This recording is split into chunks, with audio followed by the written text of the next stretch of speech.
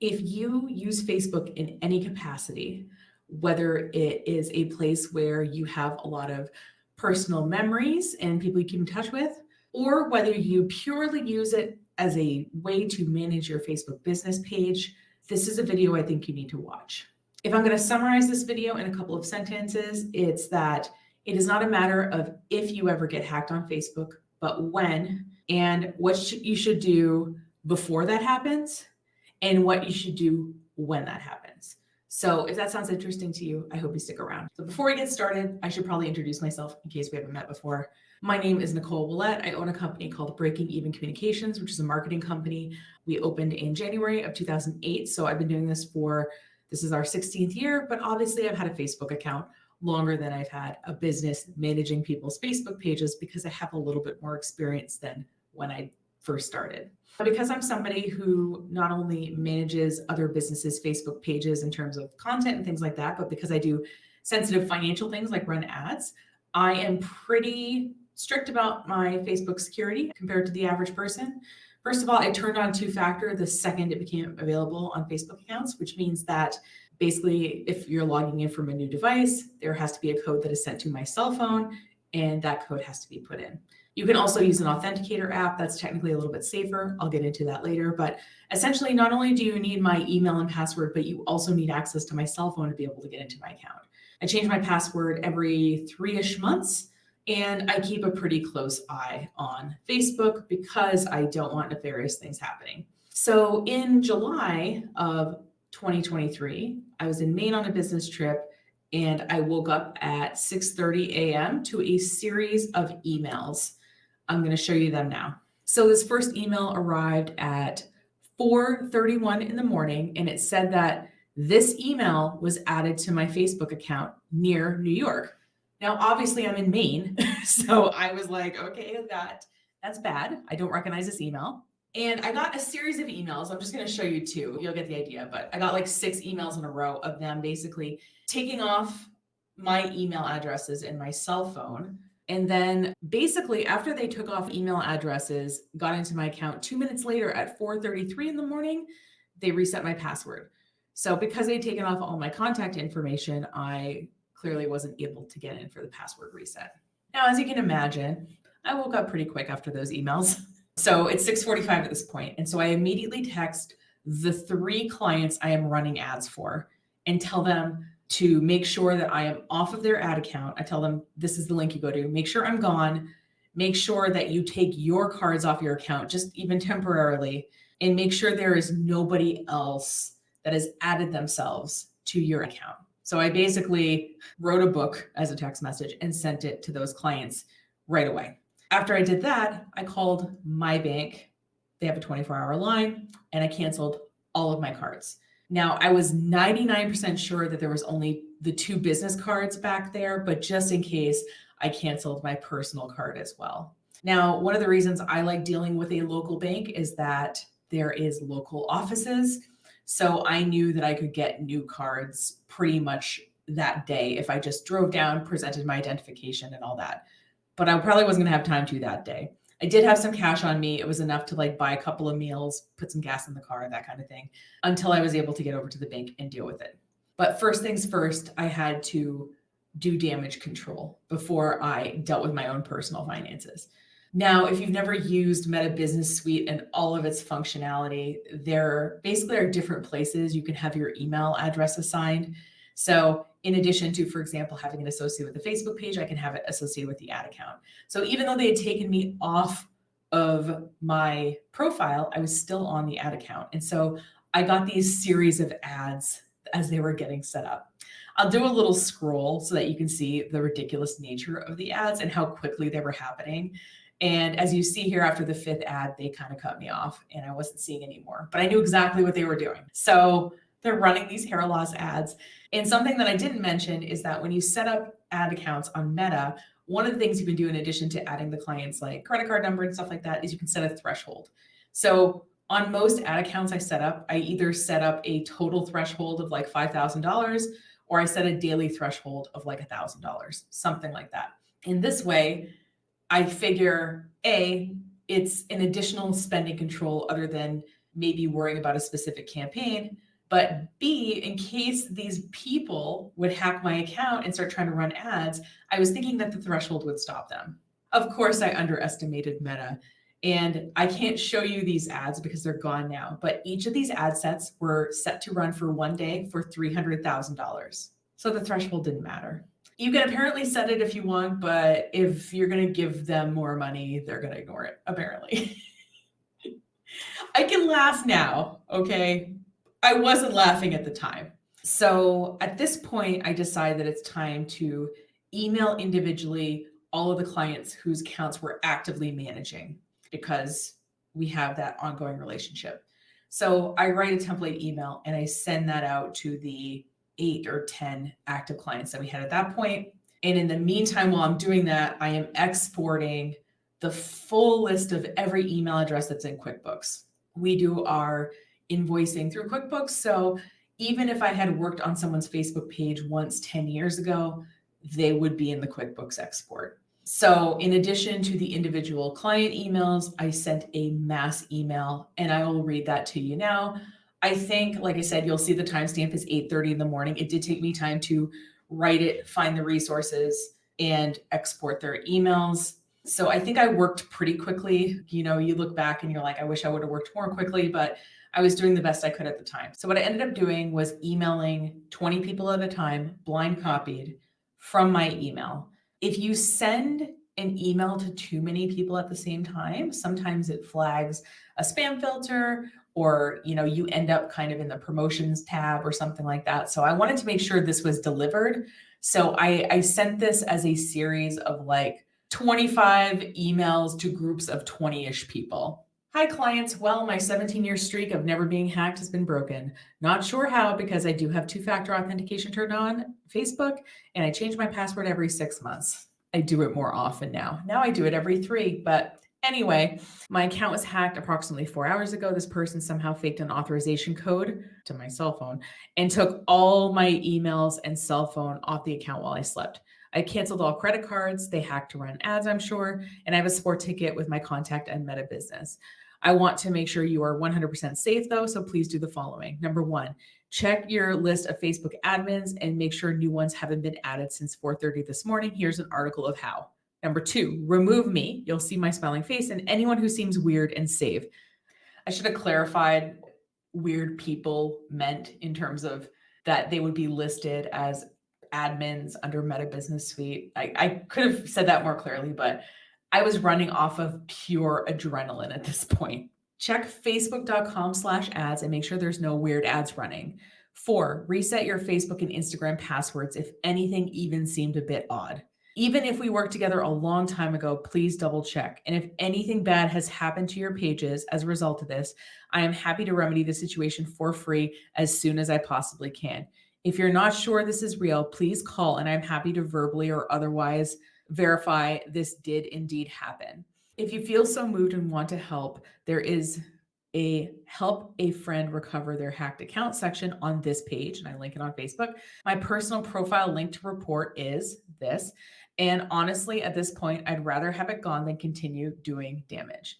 I am so sorry this happened, and please keep your account safe. That is all I want for you, Nicole. I could have worded it better, but honestly, considering the circumstances and wanting to act quickly, but also give information, I think that was good. Now, clearly after this, I received a series of emails and phone calls. I spent the entire day dealing with this. Now, the reason that this only kept me down for a day is that about 10 years ago, I took a Meta Business Suite class. And the person who was teaching the class said, it's not a matter of if you ever get hacked, but when, and that you should set up a second account. So about 10 years ago, I had set up this second account and I had added the pages that I managed to this second account. Now, I'm not even going to tell you what the email address for the second account is, but it's weird. It is a weird email that nobody, I think, would ever guess.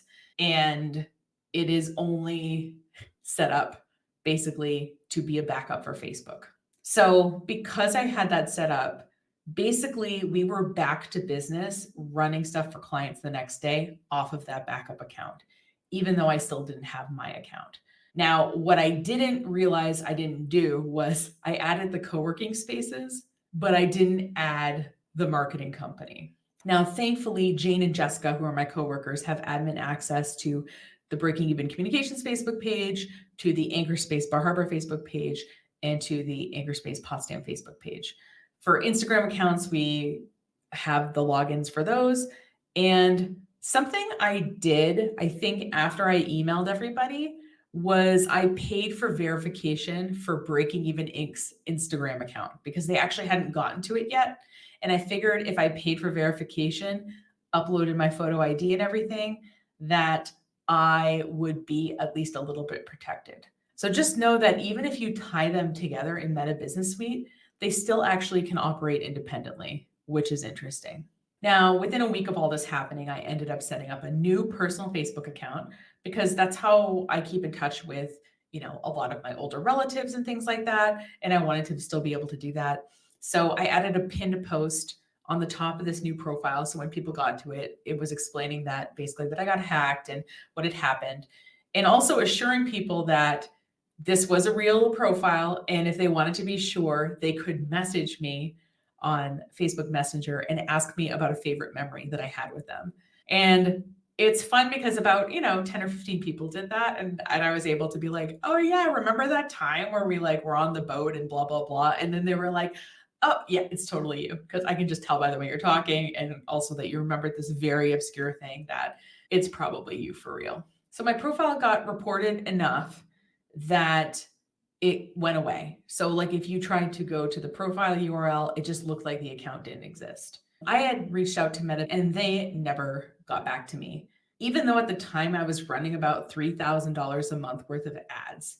So every time I see a Facebook or an Instagram commercial of join Facebook or Instagram, I feel like saying, if you spent the same energy getting people back into their accounts so they could run ads, you would make your money back.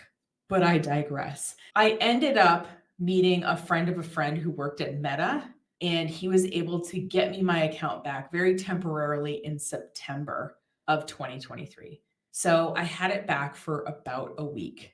At that point, I decided to try to run ads for our co-working space. So I go to the ads area and I realize I can't see anything. It's almost as if I don't have the right level of access. So I contact support and they said, yep, I see that you're listed back here, but as an employee versus an admin. I see that there's 2 other people back here who I don't think should be here based on this conversation. I am going to delete these people and I will make you an admin, and this should be fixed within 48 hours. This happened, I think, on September 12th, and I've been locked out of my account ever since. So there are 3 unique things about Facebook/Meta that I think are helpful to know that I've sort of learned through this experience. So first of all, verification might prevent you from being hacked. As I mentioned, I paid for the Breaking Even Inc. Instagram to get verified for that month, and then I canceled it the day that it got hacked, and it never did get hacked. I don't know if that's coincidental or I don't know if it actually helped. I'm just sharing that information because they do have you upload your ID and everything. But I will say if you pay for verification to get support, you might as well just set your money on fire. The people that I was talking to seemed to know less about Facebook than I did. In one case, spent an hour and a half on a shared screen call showing them the situation. I submitted multiple support tickets explaining what the exact issue was, what I was seeing with screenshots, etc., and nothing. So I want you to save you the headache and the money of paying for verification to get support. You will not get better support with verification. I can say this with my personal experience of trying to get help from about a dozen different people at Facebook. Another weird thing that seems specific to Facebook is that Facebook will let you reuse email addresses. So you know how within Facebook you have a primary, typically it's an email address that you log in with and a password, but you can associate other email addresses with it. So in my case, the series of emails that the hacker deleted was my main email that I pretty much use for everything, my backup Gmail, and my old college alumni email. So those are the three email addresses that they deleted off that account. What I ended up doing, which I think messed things up looking back, is when I created that new sort of personal Facebook account, I used that original email. And the thing with Facebook is it'll let you do that. Whereas I feel like if there's already an email in a database of most websites and you try to sign in, it'll say, oh, hey, this email address is already associated with an account. Do you want to reset your password? Or do you want to try to log in with a different email, right? That's typically the response you're going to get off of most websites. But Facebook seems to let you do that, in my experience. Basically, if you get hacked, what happens is Facebook is going to ask you for a brand new email address that has never been used on Facebook. I think because they have this weird email address policy. So how I got into my account originally was I did make a brand new Gmail address to be able to get in. So if your account gets hacked, I think if you are setting up a new one, don't use the hacked email address, because I think you want it to be continuously associated with the previous account. Even if the random hacker deleted it, it at least at one point was associated with that account. And associating it with a new account, I think confuses Facebook. So what I ended up doing was, for my backup business account, I used the weird email at breakingeveninc.com. It's not that, as the login. For the personal, I use the random Gmail that I set up. And then to get back into my old account, I used my phone number as the login point. And then 2 nights ago, I re-added the correct business email to it and was able to get a verification code sent there. And because my email also has 2-factor authentication turned on, I felt safe being able to do that again. So I think that kind of unconfused things. I hope that makes sense. It's kind of weird, but I guess I'm just saying be intentional about which email addresses used for which accounts. Now, I hope it goes without saying that you need to turn on 2-factor authentication as a bare minimum thing. Now, in my case, before all this happened, I had my personal and my backup account, and I happened to have 2 cell phone numbers. So that worked okay. Then I set up a new account. So I have old account, new account, backup account. So I have 3 accounts. I only have 2 phone numbers. So what am I going to do? For one of these, I use an authenticator app. It sounds confusing at first to use an authenticator app, but what you're going to do is you're going to install it on your phone. And then as you're logging into Facebook, it's going to give you this key that you're going to paste into the authenticator app. Now, in terms of what happens when you log in, basically, you know how if you have 2-factor going to as a text, that you'll log in and then you'll get a text message. Instead, you'll log in, you'll open up your authenticator app, and you'll type in the code that your authenticator app shows, and you're in. So I'm using authenticator app for one of them and cell phone for the other 2. I might move one of them to the authenticator app too, but it makes sense to use the company phone number for verification. If, like, say Jessica has to log into the backup account to be able to do things, she's still able to get in because it's associated with our business phone number, and she can, have access to that via text. So get 2-factor. And if you want a primary account and a backup account, I highly recommend, if you do business stuff, to have a backup account and you only have 1 phone number, use the authenticator app for one of them. It's worth it. And finally, I'm just going to say this: if you're troubleshooting stuff with Facebook, accessing it from the mobile version versus on a computer actually gives you more options. I know in most cases, for most websites, the experience is typically better or more robust anyway on a computer or a larger screen. But in the case of Facebook, I kept logging in on my computer and it just kept saying, and I'll put it on the screen so you can see it, you're locked out of your account. But when I did this on my cell phone the other day, it gave me the same lock screen. I'll put it on the screen now, but there was a button that said like verify or something like that. That button wasn't on the computer version. But when I clicked that, it was like, great, I see you've uploaded your ID, because I had gone through this process, right, where I kept uploading my ID and I kept resetting my passwords, and all that, and it kept not working. It said, okay, we're going to have you do a video. It's had me do the video before too. It has you like look left and look right. And I think it just makes sure that like your face and you on video matches your ID. But this time it had me, instead of just looking left and looking right and hitting submit, it had me look left. It had me look right. It said, look up. And I said, oh, look left again. It gave me a series of commands and I just kept doing them. So I think it's probably harder to fake that maybe than to just do a left and a right and then submit it. Maybe that's why.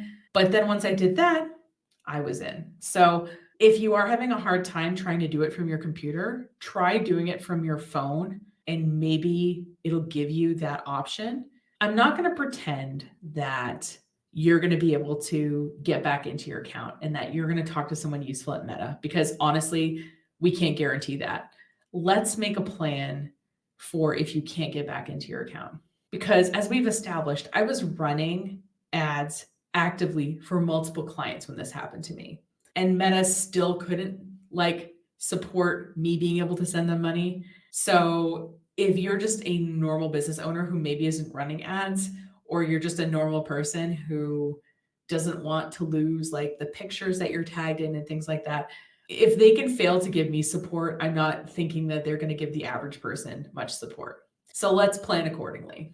The first thing to know is that you can actually back up your Meta account, and you're going to want to create some kind of backup schedule so that way, if you lose access and you're really sad that you lost those photos of your grandma that were tagged at your wedding, or you're really sad that you lost those conversations you had with people who've since passed away. Those are two examples of things that I was really personally sad about and really struggling with. You're going to want to back up your account. And I know you're like, I don't have anything important, but you probably do if you use Facebook with some regularity. You're going to want to back up your personal Facebook profile on some kind of regular basis. Maybe that's once a month. Maybe that's once a week. I don't know what that is, but you're going to go and you're going to run a manual backup and it's going to get emailed to you. And one of the things you can do with the backup is you can specify what areas of your account you want backed up. I just said everything. And you can say what quality level of stuff you want backed up. And I selected high. And it was like, well, this could take longer. And I'm like, I don't care if it takes longer. I want a backup of everything at the highest resolution that I can have it. So I would say if you have personal stuff and you'd be really bummed to lose it, have some kind of backup schedule where you run a backup on Facebook. Just have some kind of policy around how often you do it so that if you do lose access, you don't lose the sentimental stuff that you actually care about. And then from a business standpoint, you're going to want to make a backup account that nobody knows the email of. So I don't use the email address that I'm talking about with anything other than this account. And my goal is that if someone was trying to get at it by not even knowing what the email address is, they couldn't even try to hack the account. But make sure this backup account has full admin access to your pages. And make sure that you maybe use this backup account for your actual client work versus your personal account. Now, when it was just me and I was just starting, I was like, I'll just put it under my account. It's fine. I'm already in that account. But now what I'm doing is for new clients is I am adding all of their stuff to that backup account. So all the notifications go there, all the messages and stuff go there. And I can now have some personal versus business separation, in addition to having this backup account that is less likely to get hacked. And then if my personal account does, I can just log into the backup account and continue business as usual. And as a sort of bonus thing, if you wanted to, what you could do in case something happened, you did want to be able to reach all of your clients very quickly, you could have that list ready to go somewhere. And you're welcome, obviously, to use some variation of the email that I sent or have something drafted and ready to go, and you're able to act quickly. In terms of outcomes for my situation, one client was locked out of their account for about 24 hours before they got access again. And by their account, I mean their business account, not their personal account. And then one client had $600 of fraudulent ads run that he disputed with his bank and got his money back. Those were the only kind of two bad things that happened. And if I'm being completely honest with you, I was really worried about sending that all client email. I was afraid that people would think that I was stupid or that I wasn't being careful with their access information, or that, they would think I was incompetent or something like that. I actually ended up re-engaging a couple of old clients off of it. I wasn't trying to do that. I was mostly making sure that nothing bad happened to anybody as a result of this. But a few people were like, wow, like I've been meaning to contact you. And I was like, are you sure? But people were really nice about it. Like I said, when something like this happens, I think our first instinct, even for a second, is like that we don't want anyone to know about it. But the sooner people have the information, the more quickly they can act and batten down the hatches, so to speak. Even if I quote unquote look stupid, I guess I would rather that than have something bad happen to somebody else. I was really thankful that my personal account and not getting to be able to log into my business pages was the only bad thing that happened.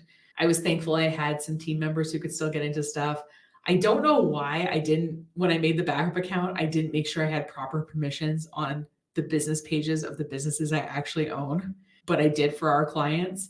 But I've spent the last day deleting myself off of any accounts I'm not actively managing, making sure everything is also associated with the backup account and has full access, and that I am being really careful who can find my profiles and who can see them. So I think I've made it so only friends of friends can see stuff. Yeah. Anyway, so you might get hacked on Facebook. And if you have, and you feel like you've taken a lot of security precautions like I have, there is some talk that I think is pretty valid about there being a lot of subcontractors who work for Meta who maybe have access to sensitive information. So maybe my account was sold, my account access to be able to run ads by somebody who did some contracting work for Meta who had access to my information. There is some stories of this happening to people. I'll link to some of them in the show notes. I'm saying that I don't think that's out of the realm of possibility. It sounds a little conspiracy theory, but I think it is valid when there's a very large company that has a lot of people working for them. With internet stuff, as you see, things can happen pretty quickly, both in a good way and a bad way. So getting people that information sooner rather than later was best for them, even if I felt like it made me look bad. But the reality is sometimes these things happen. And with Meta Business Suite in particular, because of the random support that they offer, which typically isn't that great, and because the platform has had security issues and continues to have it, having a plan for your own business assets as well as personal ones, if you have them, I think is a great thing to have, whether you're going to get hacked or not. Thanks for going on that journey with me. It was a really hard and difficult situation. Basically, a lot of our social lives are online, whether we like to admit it or not. And it's okay that they're important to us. And a lot of our business activity now happens online. So it's really important for us to have not only security measures in place, but also a plan B so that if something does happen, we're able to deal with it. Hopefully this video will help you to think about what your plan B might be and what things are important to you so that you can secure them. So thanks so much for watching. If you like this content, I hope you consider subscribing to the YouTube channel. If you want to reach out and talk to us, a great way to do that is through the contact form of the website. That will email me and I'll be able to get back to you from there. If you want to lightly keep in touch, we have an email newsletter, breakingeveninc.com/newsletter. Promise not to bug you too much, but when we have new videos come out or new blog posts, that kind of thing, they typically go to the newsletter. So that's a good thing to be on. And if you do want a free consultation, there is a link on our website. Currently, as I'm recording this, it's on the top bar of our website. It might move around a little bit as the years go on, but there is a form there that you can fill out and we can talk about your marketing needs and see if we're a good fit. The bad news is there's some bad people on the internet, but the good news is that we can plan for that. So take care and see you in the next video. Cheers.